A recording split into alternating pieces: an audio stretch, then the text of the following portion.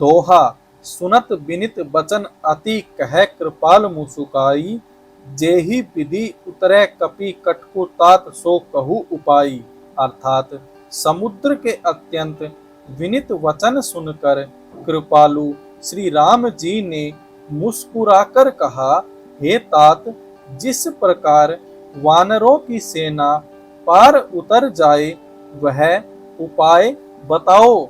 नाथ नील नल कपि दो भाई, लरिकाई ऋषि आशीष पाई।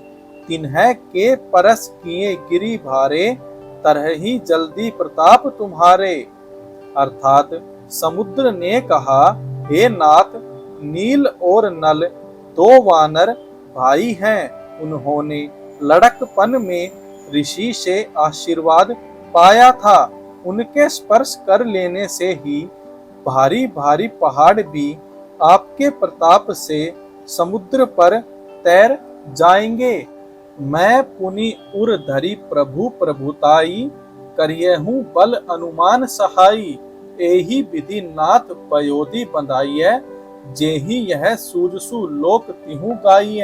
अर्थात मैं भी प्रभु की प्रभुता को हृदय में धारण कर अपने बल के अनुसार, अर्थात जहाँ तक मुझसे बन पड़ेगा, सहायता करूँगा। हे नाथ, इस प्रकार समुद्र को बंधाइए जिससे तीनों लोकों में आपका सुंदर यश गाया जाए। एहि सर मम उत्तर तटवासी, हतहु नाथ खल नर अगरासी। सुनी कृपाल सागर मन पीरा, तुरत ही हरि राम रन धीरा। अर्थात इस बाण से मेरे उत्तर तट पर रहने वाले पाप के राशि दुष्ट मनुष्यों का वध कीजिए। कृपालु और रणधीर श्री राम जी ने समुद्र के मन की पीड़ा सुनकर उसे तुरंत ही हर लिया। अर्थात बाण से उन दुष्टों का वध कर दिया। देखी राम बल पौरुष भारी, हर्षि पयो निधि भयउ सुखारी। सकल चरित कही प्रभु ही सुनावा, चरण बंदी पयोधि सिधावा। अर्थात श्री राम जी का भारी बल और पौरुष देखकर समुद्र हर्षित होकर सुखी हो गया। उसने उन दुष्टों का सारा चरित्र प्रभु को कह सुनाया। फिर चरणों की वंदना करके समुद्र चला गया।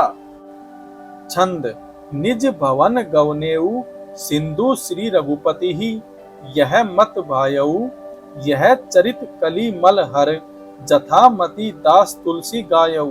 अर्थात समुद्र अपने घर चला गया। श्री रघुनाथ जी को यह मत, उसकी सलाह अच्छी लगी।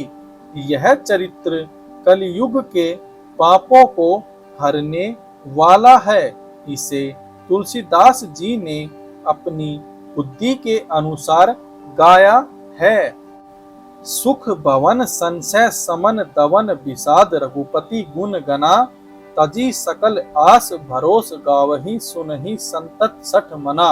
अर्थात श्री रघुनाथ जी के गुण समूह सुख के धाम, संदेह का नाश करने वाले और विषाद का दमन करने वाले हैं। अरे मूर्ख मन, तू संसार का सब आशा भरोसा त्याग कर निरंतर इन्हें गा और सुन।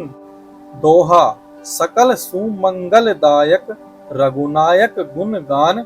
सादर सुनहि ते, तरहि भव सिंधु बिना जल जान।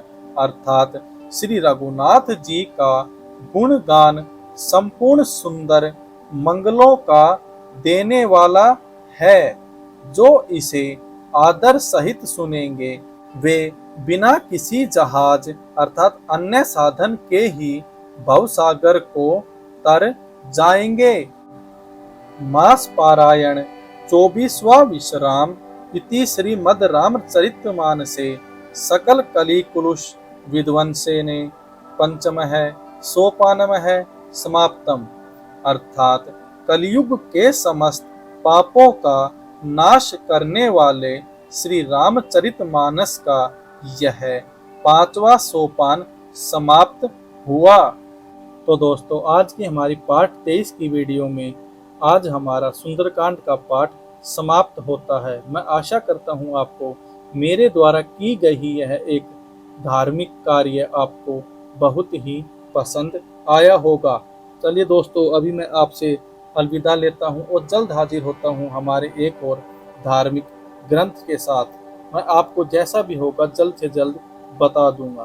तब तक के लिए जय हिंद, जय भारत, जय श्री राम, जय श्री हनुमान, जय हो माता सीता की।